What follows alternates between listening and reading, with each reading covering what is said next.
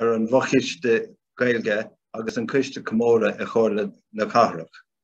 Tá mid de súl ag súl le dóhanama a bheithing for ceistena a chur an deire, agus is féidir an canapa ceiste agus freagra ó úsáid a bhfuil de feiceáil ag bun an scáileán. Réabhlóid.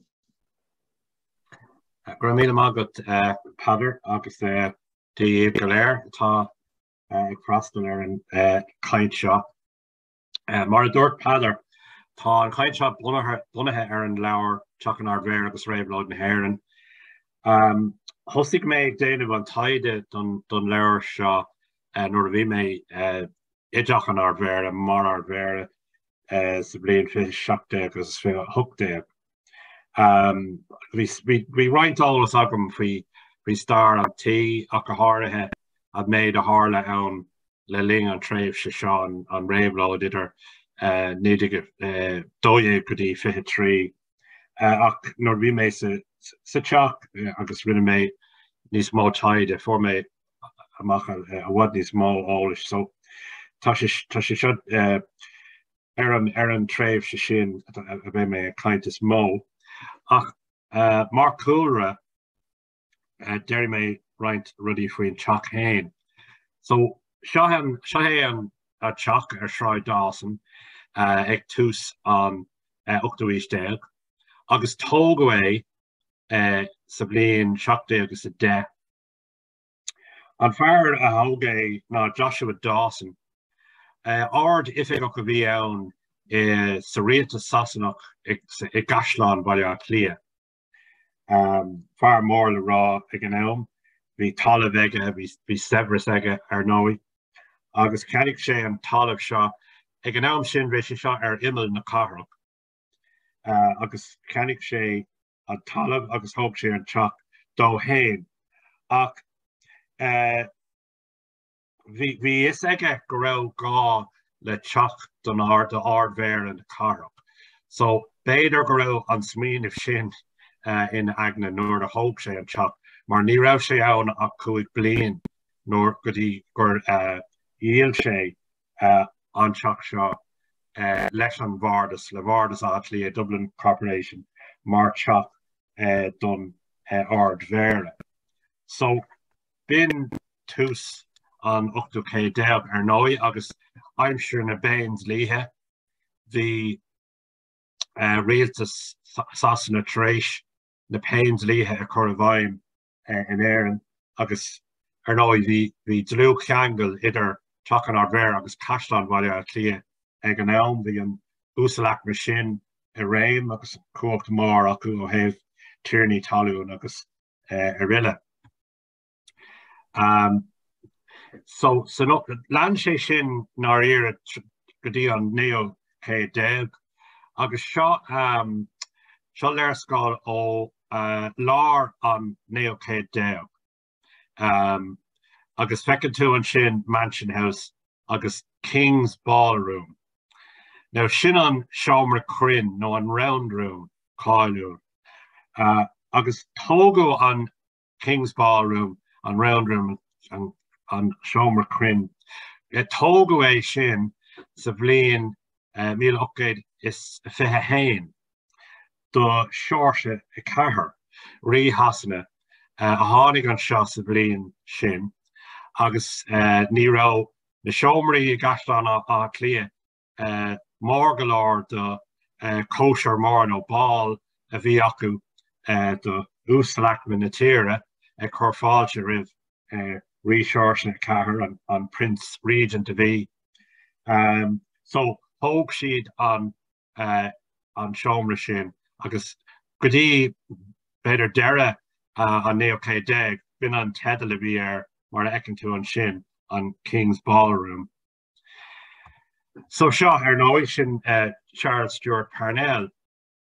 So le ling an 9 dás cócht na náisiúnigh Lá Cliath. Bhí ahrú ar an franchise in 1808. So bhí níos mó daoine Lá Cliath ar an in an bhótáil sa tauchan don bhardas. So hánig níos mó ná siúnig takeáirí parnell in a measc an Comhairle. So céim eile athhrú na políochta lá Cliath bhí ann agus nóid bhí factas agus luchtlaúna parnell lárnach de sin. Agus an portrait seo parnell bhí sé sin sa seomra crin, bhí sé sin sa round room, curú ann ag tús an 50 agus cathú amach portrait rí seirse Chathair, mar bhí an portrait sin ann sa seomra crin, cathú amach agus curú isteach parnell, agus bhí sé sin mar sais simbol athrú na políochta. Sa bhliain 1993 tháinig rí eile an seo, Edward a Shocht, agus ní rá an ardmhéara ag an am Tim Harrington sásta an loyal address. Bhí sé den nós ag ardmhéara agus bailte ag na bailte agsúla a míoch court riige ann a loyal address a hort don rí ach sa bhliain sin is 1993 ní rá Tim Harrington mar ardmhéara sásta é sin dhéanamh mar bhí sé faoi bhrú ó na carláirí gan é sin a rís. So a rís é sin dhéanamh. So rís léirigh sé an athrú mór sa políocht. Nis an scéal atá agam faoi tréimhse an tréimhse Réabhlóid tosíonn sé sa bhliain 1912 agus an tedal a chuirm an cabadal seo sa leabhar ná an tús agus an críoch agus an fáil sin ná sa bhliain 1912 bhí an Comhairle go mbeadh rialtas dúchais in hÉireann, go mbeadh home rule ann. Bhí pártaí na hÉireann faoi ceannaireacht John Redmond agus tá sé dheis an sa cartún, agus mí nóid mé an cartún seo ag an cúpla nóméid. Ach bhí sé sin mar ceannara, bhí sucrú aige leis an rialtas liberálach in London chun home rule de hÉireann a chur a bhaim. So faoi 1912 bhí an Comhairle go raibh sé sin ag teacht. Agus bhí mórthiúil im lá Cliath ag ag pártaí na hÉireann, United Irish League, na Home Rulers. Agus bin an mórthiúil ar leabhar Pádraig Mac Donncha ann, bhí roinnt ardán ar shráidí Conal agus leabhar Pádraig Mac Donncha ann, bin an iar-Ardmhéara ar leabhar sé ar cruinniú mar sin, mar an bhliain in dhéag sin d'aistrigh sé go dtí an poblachtánachas. Ach bhí sé ag tuairt seans don home rule mar bhí an daoine. Agus a measc siúd bhí na maná a bhí ag lorg ar nóid ceart vótála. So sa bhliain sin bhí conra na hÉireann an cearta vótála do maná buníú an conra sin, agus beirt a bhí mar ceannairí ar sin ná an beirt ar chléir sin Hannah Sheehy Skeffington agus Frank Sheehy Skeffington. Daoine ar le a bhí iontu, beirt acu an gníomhach ar son ar ceart vótála do maná. Agus sa bhliain sin nuair a bhí an mórthiúil ag Blucht Redmond, chuig na maná amach go dtí an mórthiúil sin ag agóidíocht ar son vótáil do maná, agus rinneú ionsaithe orthú ag na Stuarts agus ag na Póilíní. So sin an fá ecinn tú an picture le John Redmond agus le na chos ar bhean atá híos ar an talamh. Fecinn tú an sin the Irish Citizen, bin an nuachtán a bhí ag an Irish Women's Franchise League, agus bhí Frank agus Hannah mar agrathirí ar an nuachtán sin, agus tá Redmond ará hooray for liberty, no Irish woman need apply. Bhí Bhí bille ag an am sin a Parliament Westminster chun vótaí a thuirt de bhaná ach vótáil Party Redmond in aig an reachtaíocht sin. So bhí squilt mór idir mná na hÉireann agus Party Redmond ag an am sin. Agus Harle, mar dúirt mé Harle an Marshall, agus an sin an 3 de mí abran den blian seo 1992. Bhí crinú mór, tionál mór ag an Home Rule Party. Ideach an ardmhéara, bhí sé sa seomra crin. Agus níor ligó isteach mná churbe, mar ní raibh siad ag éirí éisteach le éileamh na man don ceart vótála. So níor ligó isteach iad, a rís rinne onsaí orthú, rinne hanna sí scaffertin éireacht leabhairt taobh mu de theach an ardmhéara ach gabh é ag an Dublin Metropolitan Police. So bin there le sin, agus as sin, dairig chunan na hÉireann an cearta vótála de bhaná, dairig siad a bhfad níos míleata sa fachtas, agus as sin bhí tháinig an achtra níos déanaí sa bliain sin, nóir a bhris siad fuinneoga I roinnt fuirgan a bhríaltais fud na carach, agus fuinneog I gasláán a Cliath a bhris Hannah sí Skeffington, agus churú an dlí arthaí.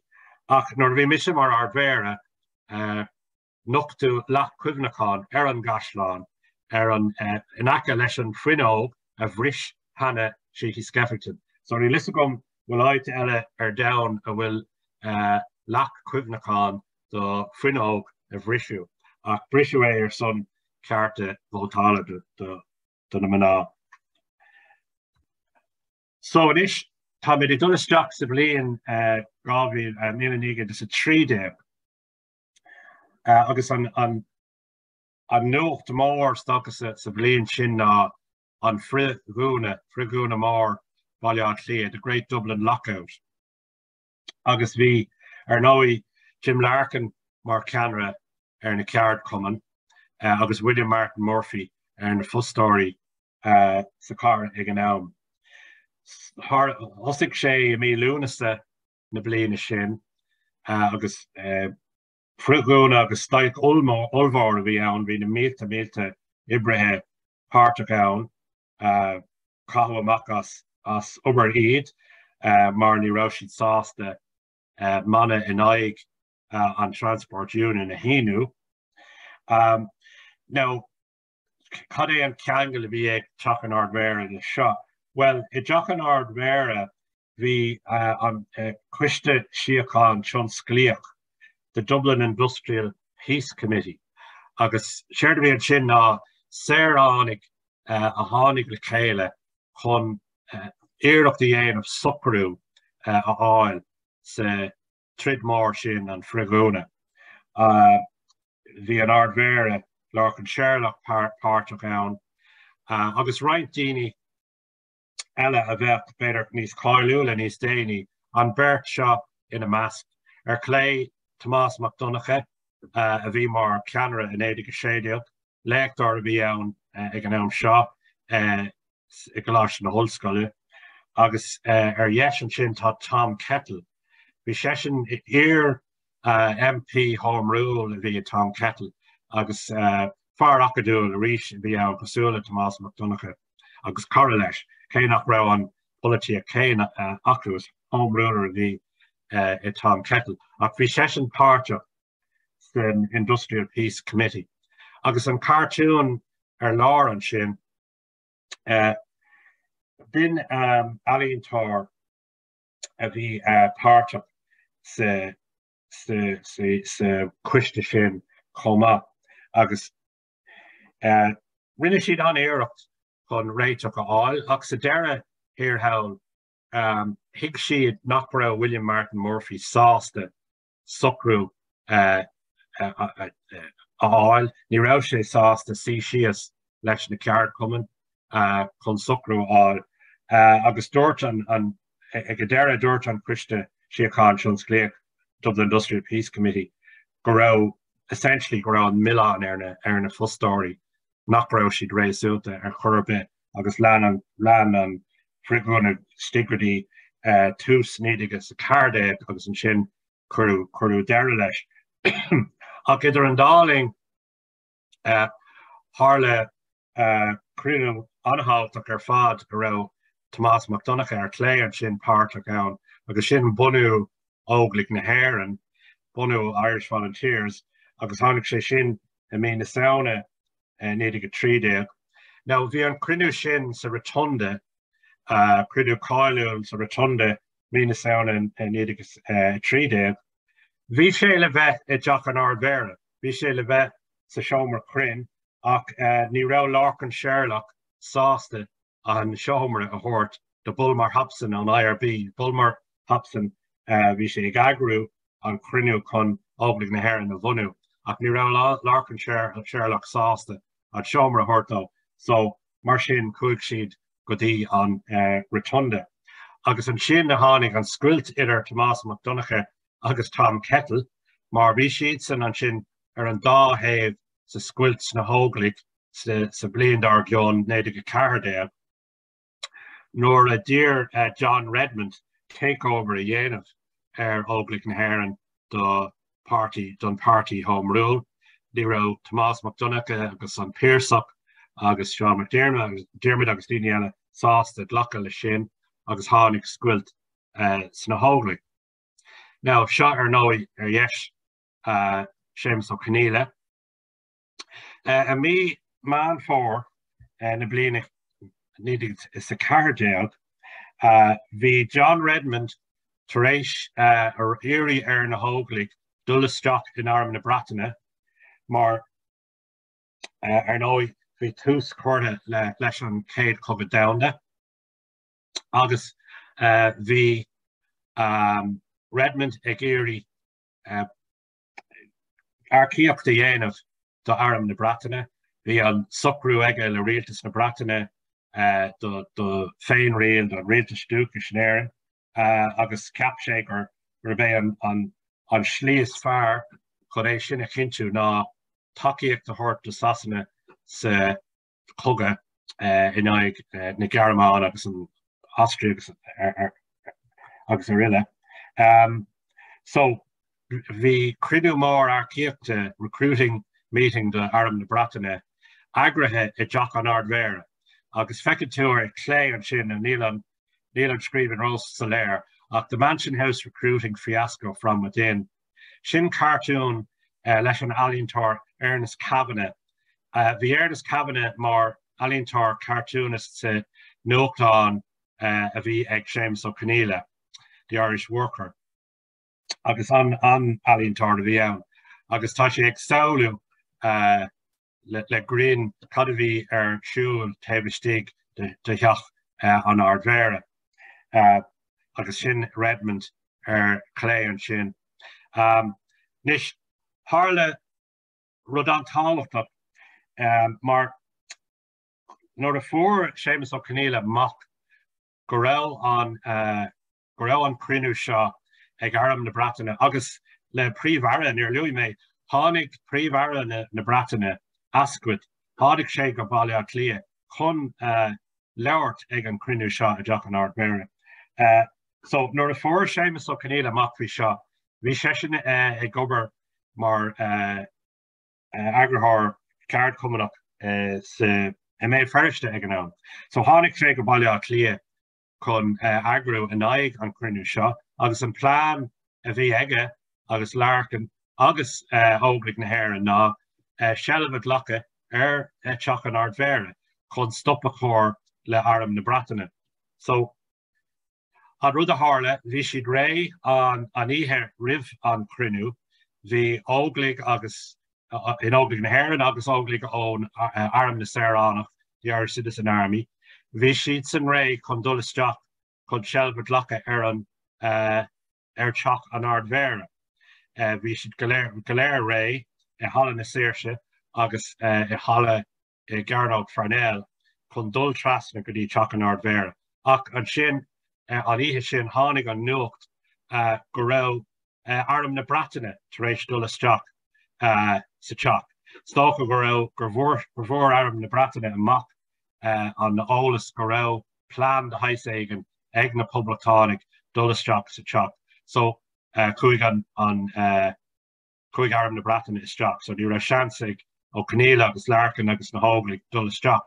Ach bhí mórthiúil ag Séabas ó Cnéile an ihe sin agus bhí arm na Saoránach le arm I gceannas an paráid sin a chuig trí lárnach agus bhí na mílte daoine ann agus leabhar Séabas ó Cnéile agus Jim Larkin agus Countess Markovich. So the pictorial seo clé sin recruiting meeting. Now ní listed ní dóilm gur bin éis sin an ihe céine ach was léiríonn sé gur raibh an teach in úsáid ag an am sin mar a d sé an bus an sin recruiting office de arm na bratainine agus dhéis sin tá an dlúisteán le ascuit príomhhar na bratainine agus éisisin ag dul isteach go dtí an cruinniú. So níos nó sin an péirsach clé agus dhéis sin an preface dá leabhar the murder machine.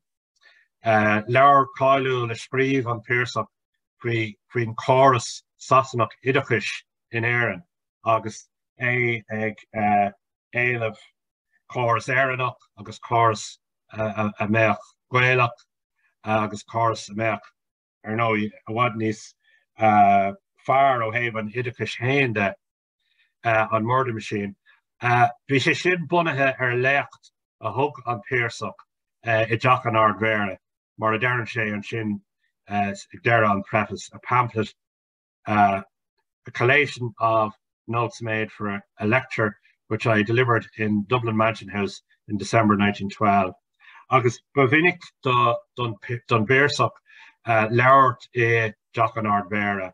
Bhí cruinniú mór in 1950 an naig an cuinscríomha against conscription. Agus an gá ceist is mó stocha nó bhí an chugat siúil. So bhí a lán éireannig imethe chun an chugat agus bhí siad ag fáil bháis nó ina mílte agus an mílte gach seachtain. So bhaile na ceistan na móra a bhí ann ná an bagart a bhí ann chun cuinscríomh a chur a bhaim conscription. Agus Comhairle sin an críochailt partition mar ag tús bliain I Cardéag bhí rialtas na bratainine tar éis an críochailt ardú den chéad uair in iar-Ardmhéara. Agus bhí Redmond tar éis rá, well bhí sé sásta clí leis go gearrthéarmach. Agus bhí a lehéad Séabas ó Cnéile agus an péirsach agus daoine eile rá ní féidir sin I dhéanamh cáimid dul I gcuine de críochailte go hiile agus a thomláin. Agus I lár an sin cartún eile le Ernest Cabinet agus sin Redmond agus Carson chun lámh I gcearra ó air agus an lámh rud atá scríofa ar an lámh ar nóí Ulster ulla bin a íomhá críochailt a bhí ag Ernest Cabinet. So rock mé ar sin tá bránarm. Néidir go séideach an éirí bach mar is óldíomh rinne scris ar ládan le ferganmh cáiliúla lá Cliath ach ní airnú demáiste ar bit do teach an ard-mhéara mar bhí sé idir an Shelbourne, bhí arm na bratainine sa Shelbourne Hotel agus bhí arm na bratainine go láiste na Trinóide.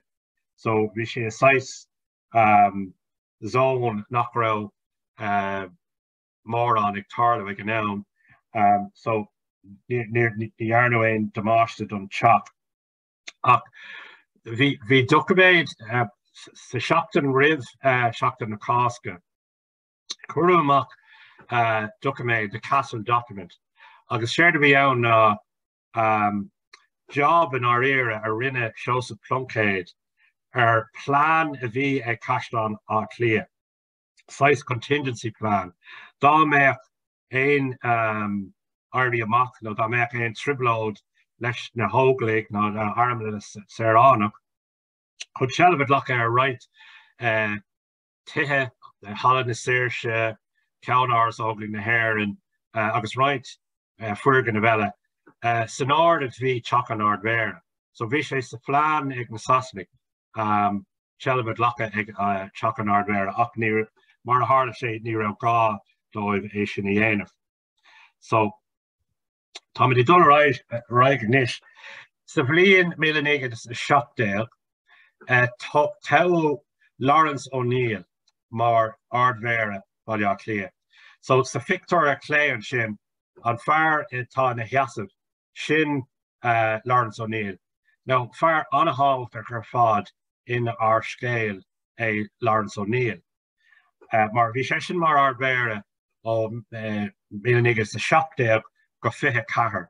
So bhí sé ann don tréimhse Réabhlóid ar fad.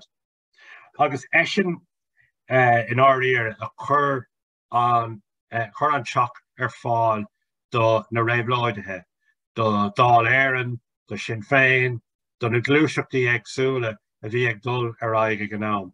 Mar bhí creideamh láidir ag Lawrence O'Neill sa ceart Cainte bhí fear liberálach a bhí ann, fear déan lach a bhí ann.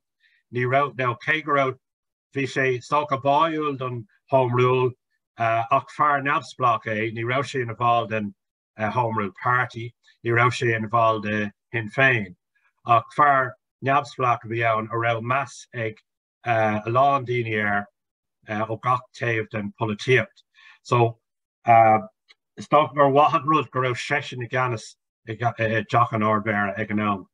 Agus beidir an rud is tábhachtaí a rinne sé hain le ling tréimhse sin ná cúig sé ag gceannas ar an céad cruinniú chun cur i gcuine an cuinscríomh an conscription ag tús na bliana sin 18 rinne réaltas na Bratan bagart an cuinscríomh a chur a bhaim in Éireann. Bhí reachtaíocht a Westminster chun an cuinscríomh a chur oring. Agus ar nói bhí rac mór in Éireann bhí daoine ar fud na tíre a gcuine an mulla seo ag réaltas na Brataine. Agus tháinig ceannairí na báirtithe agsúla le chéile i dteach an Ardmhéara agus sin iad ar clé sa seomra sa teach le Lawrence O'Neill a gceannas. Ar clé an sin feiceann tú art ó gríofa agus éimeann de Bhaile an fear leis an féasóg ar yes sin John Dillon a bhí mar ceannara ar an Irish Party in Westminster. Bhí John Redmond Marth faoi seo fuair sé sin bás i mí abrán 18 agus bhí John Dillon i gceannas inis ar an party sin. Agus na daoine eile sa Greengraph ceart Cumannig tá ann tá Tom Johnson agus William O'Brien. Actually tá Bert William O'Brien ann. Tá William O'Brien ó Corcaigh a bhí at Esher Parliament Westminster neamhsplach agus an sin tá William O'Brien ó na ceart Cumann ón Transport Union Comhlacht Jim Larkin bhí ann agus James O'Connell. Agus bhí na ceart Cumann an táhacht ar fad sa factas seo go gcuine cuinscríomh. Mar bhí stailc éon lá acu i mí oibrán na bliana seo agus dúnú an tír ar fad beagnach. Dúnú gach tionscail gach scóil gach áid bhí si dúnta ar feadh an lei sin agus beidir ceantas na stailcin is mó a hálas in ára ag an am i gcuine an chugat. Mar i gcuine an chugat bhí sé chomá níomháin an cuinscríomh. Agus dáirigh go mór leis. Bhí na mná an gníomh chomá agus níos déanaí sa bbliain I mí meitheamh bhí lá namáin agus nuair a dagric mná na hÉireann pléid chomá agus feiceann tú an sin an yes an pledge a hínig na céit míle duine timp na tíre taobh muid in na sépéil agus na hagraí fud na hÉireann ag an am sin. So sin near airig leis an Crunchgrieve agus seo had cartoon the first Irish conscript agus léir sé céad sais cócht a bheith de ó rialtas Sasanna chun fiú conscript óháin a fháil. So near airig lo for a bhaim agus an sin tháinig deire leis an cúga ag deire na bliana sin updéag. Nis ag deire na bliana sin comá Harle Ultáchán Westminster agus bhí an bua ag sin féin fud na hÉireann ach bháin ar thuisceart ulla. Agus bhí an chlár ibre a bhí ag sin féin ná Poblacht a bhunú agus dáil éireann a bhunú. Agus trónóú an dáil i dteach an Ardmhéara. Bhí right crinú réamh cruinithe siteach roimhe sin ach den dáil ach tháinig an dáil éireann don chéad lá an chéad dáil éireann ar an téanú lá fiche de mí anar néidig a néidir. Now, féach ar an Greengrass seo.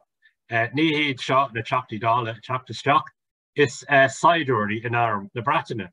Now, cé hiad dearan tú? Well, just chuna a léirú céá oscailte a bhí teach an Ardmhéara faoi stúr Lawrence O'Neill.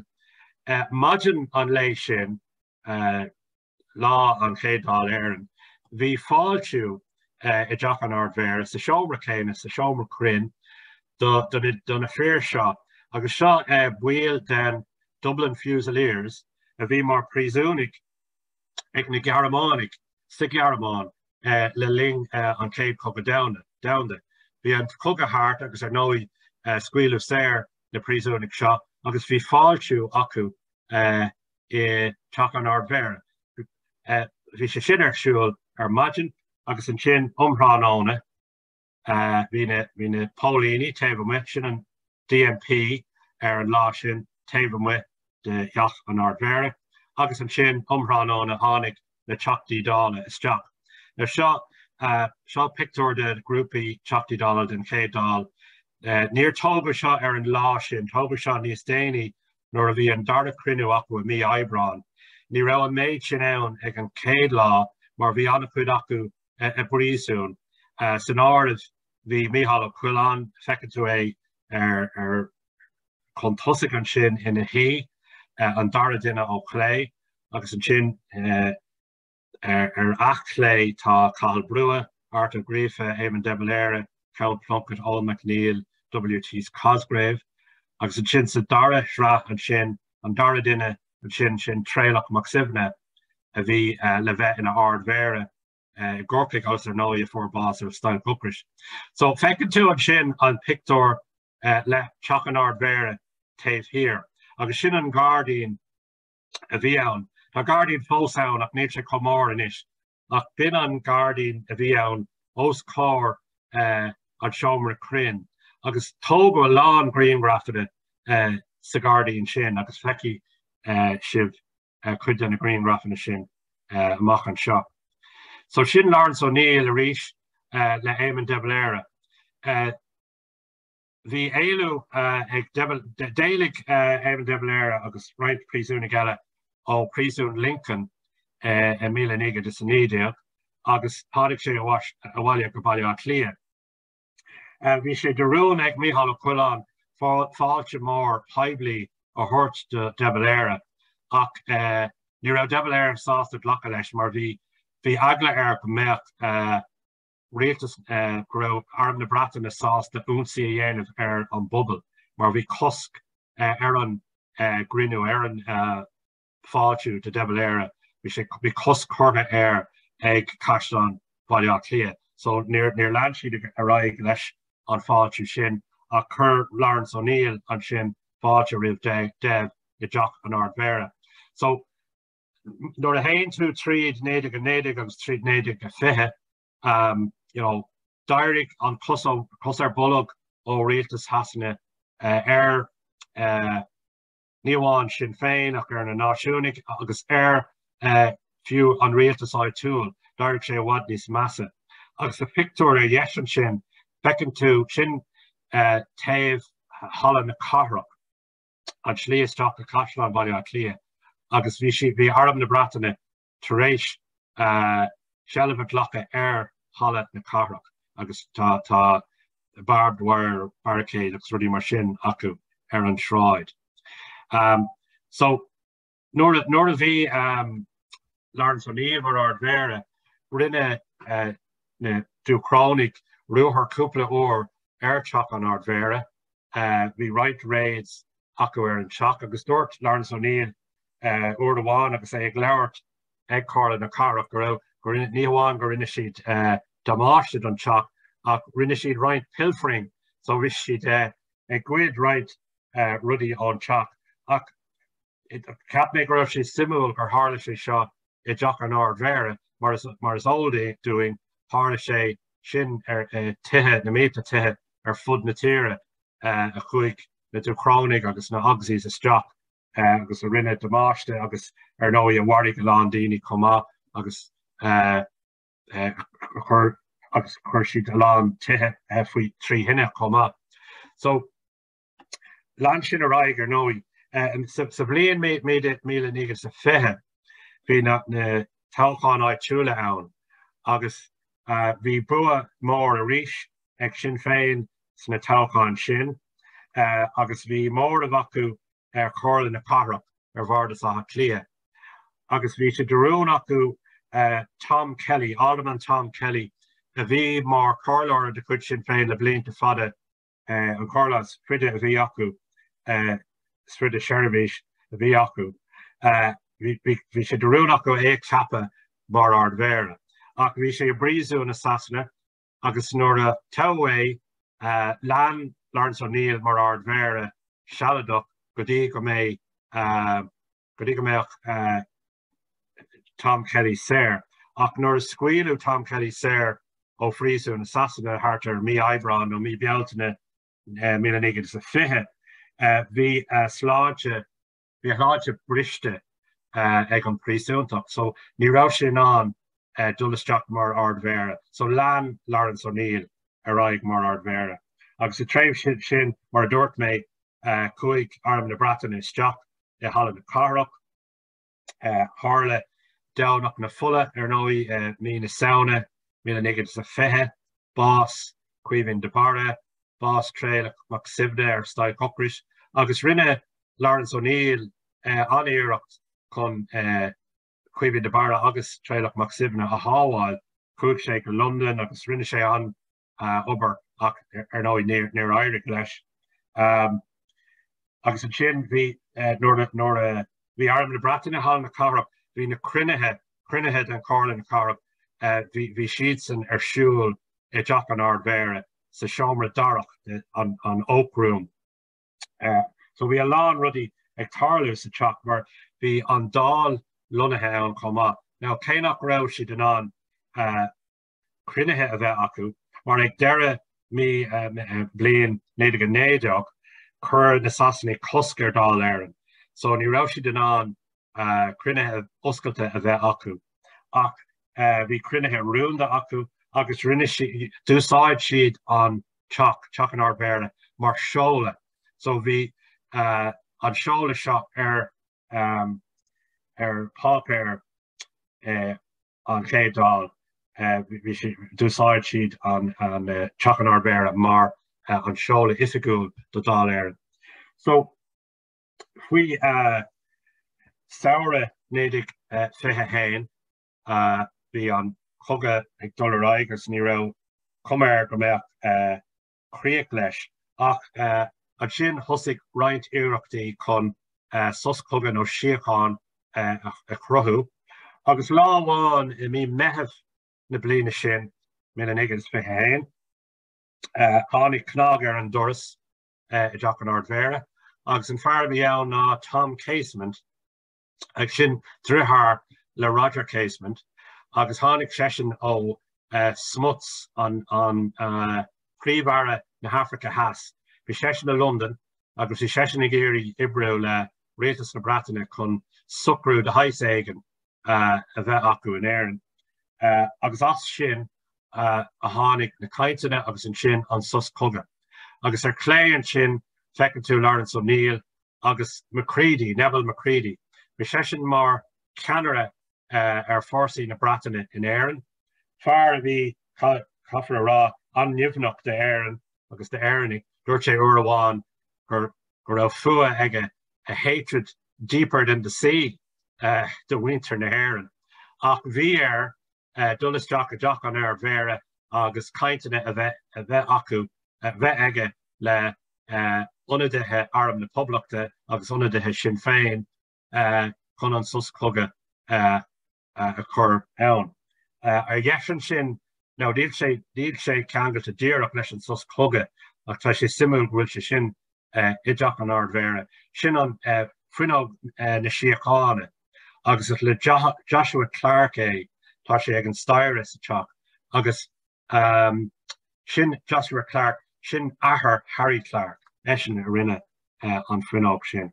So nuair a bhíad sus chugat ann, bhí cead ag an dáil a rís cruinnithe a bheith acu agus seo iad sa seomra crin mí luúna sa fithe hain cruinniú mór den dáil agus an pobal bhí cead ag an pobal a bheith stig ann agus an press ar nói press an down agus bhí an him ar nói in imeachtaí na dála ag an am sin mar bhí an delegation imethe go London ó rialtas na dála chun Cainteanna a bheith acu le rialtas na Breataine.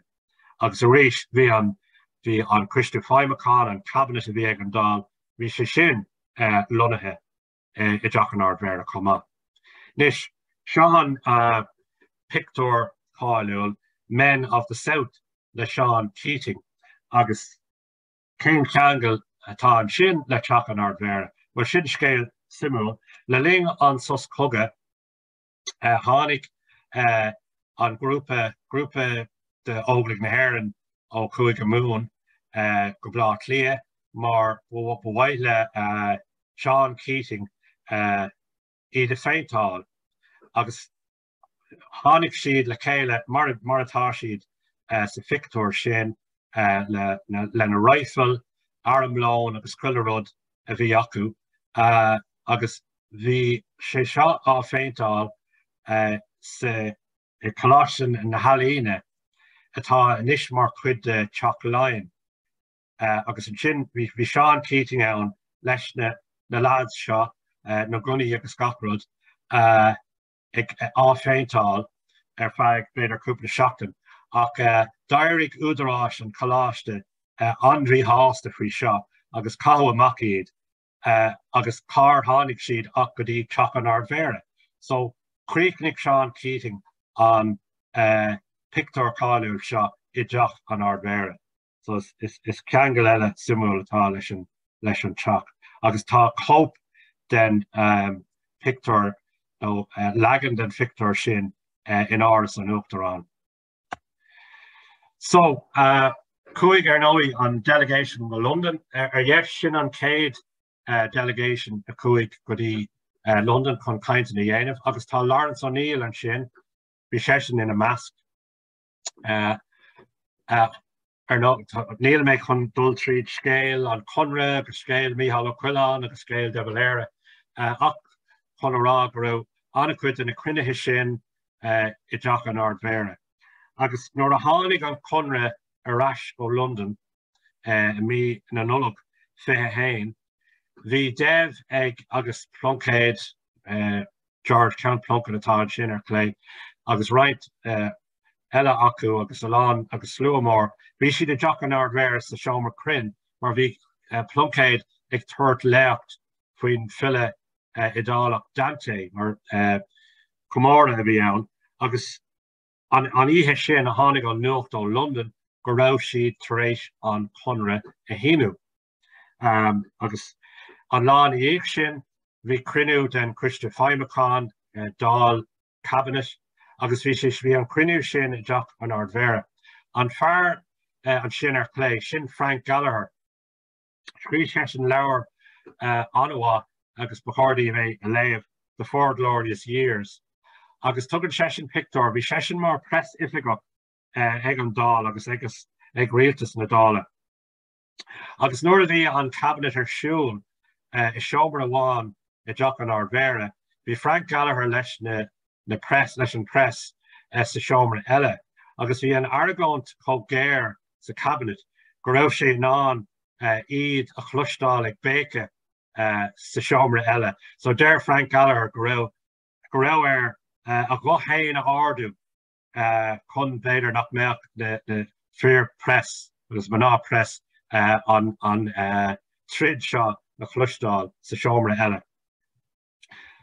So tá sa grin gur tharla an bhótáil. Now ní raibh cruinnithe na dála a raibh an díospóireacht ar an gunra. Ní raibh sé sin I dteach an Ardmhéara. Bhí sé sin I gComhlacht na hOllscoile ar Ardan Ersford Terrace. Ach ag tús na bliana in order tréis gur bhótáil an dál ar son an chunra, bhí cruinniú amháin agus ní raibh cruinniú ach cruinniú amháin riamh den Parliament of Southern Ireland. Bunaíodh sin faoin Government of Ireland Act. Agus mar cuid an chunra bhí orthú é sin a cruinniú den Parliament of Southern Ireland a rachtáil. So seo iad an Parliament of Southern Ireland taobh with den the Heach an Ardmhéara, Mícheál Mac Arthur Gréfa, Cosgrave, McNeil, Desmond Fitzgerald. Agus bhí siad san ar nói go léir ar son an Conarthe. A rís tá míid ag an áid céine taobh with the Heach an Ardmhéara agus tá sin Christa Fáimacán Cumann amán. An céad agras éireannach a bhótáil taréis na dála a bhótáil faoin chunra London ná Cumann amán agus bhí siad san beagnach glán a gcuine an chunra London agus bhí siad go mór chun tosaigh sa factas fré chunra an factas publicánach a gcuine chunra London. Ar sin ag céad leat den bhliain fithe héin, bhí lán iarachtaí chun chugat cartha a hacant agus chun an airm aontu a rís. Ar dheis an sin tá right ifigach airm an dá thaobh, Seán Mícheál ar chlé, ar dheis tá Liam Ó Maelíosa, Geraldo Súlaháin, Liam Ó Lynchick agus an sin Ono Duffy agus Seán Moylan. So an séisiir acu an dá thaobh, trúr an dá thaobh, trúr ó gach taobh ag iarraí siocháin a cruthú ach ar an droch uair níor Aird Gló. Ar clé tá cruinniú de chuid arm na poblaachta a rachtáil I dteach an Ardmhéara. Cur rialtas an Saoirstát an rialtas nua coscair ach leanú a raig leis an cruinniú sin. Agus a lár an céad sra an sin agus tá sé sa Victor a dheis go má tá Liam Ó Lynchick agus díreach bliain in a dhéag an Victor mór sin leis an grúpa mór bhí Liam Ó Lynchick marad sa cogadh cartha. So sin sais rith topic tríd an tréimh se sin agus seo an picture is fearr agamsa an tréimh se. Agus seo an slú a taobh mu de Heach an Ardmhéara, aimseir an sus cogadh. Nuair a bhí an sus cogadh á hocrú stigh Heach an Ardmhéara agus bhí slú a mór taobh mu agus tá an bócail seo ag canna ní lisaguinn cé hé an bócail ach ar nói bhí a lán dulchas ann ag an nám bhí daoine ag súil ar an nua ar a aontaithe an mé poblacht acu ní ra is acu ach bhí siad andópasach go mé tauchaí níos fearr. Tá is gin cad a Harle na trágáid a Harle ach ag an am céine bhí spirit le ann. Agus críichnóí mé le focail mar Comhairle. Bhí mar Comhairle an gníomh go cuman amán agus bhí si i láthair ag crinú an céad dál éireann. Agus dúirt si sa leabhar the first dál. Never was the past so near, the present so brave, or the future so full of hope. So mór an féin tugann sé sin sais ach imre an spirit a bhí ann, meon an phobal, an meon dóchasach a bhí acu. Agus tásúla gom gohfuil an meon sin fós ann agus le feicáil agus le bhra I deach an iar-Ardmhéara mar tá an teach seo fós lárnach is saoil na Cathrach. So sin é mo bhéid. Beidir gur lean mé níos chuide ná mar a ceap mé ach tásúla gom gur bhaid si tanna bhas.